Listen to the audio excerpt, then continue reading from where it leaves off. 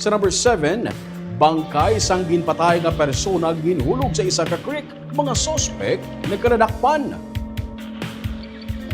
Nasapuan sang manugpanguwa sang paka ang bangkay sa isa ka lalaki sa creek gasakop sang sitio Balingasag, Barangay Masulog, La Castellana, Miyerkules ang hapon. Ginkilala ang biktima kay Aliasani, 48 anyos sang Barangay Masulog.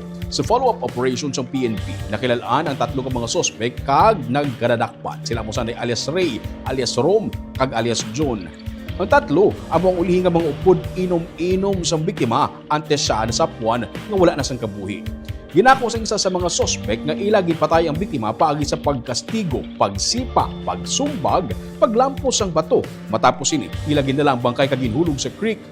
Ang kahulogbon ang inalantaw sa PNP nga rason kung nga natabo ang insidente. Dahil na muli mamingagaw, ma'am, ng murder. So, depende naman sa fiscal, ma'am, kung yung kasaka ko ng nila sa murder. Pero murder, hindi yung file sa nung. Kaya birth siya, sir, ma'am, no? 3 versus 1. Yes, so, superior strength.